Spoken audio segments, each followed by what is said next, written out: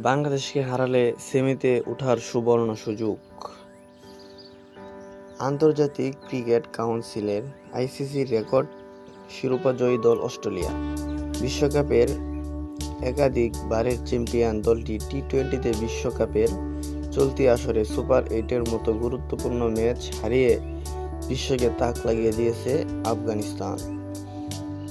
রোববার ওয়েস্ট ইন্ডিজের কিংস্টাউনে এরসন বেল গ্রাউন্ডে আগে ব্যাট করে 6 উইকেটে 148 রান করে আফগানিস্তান।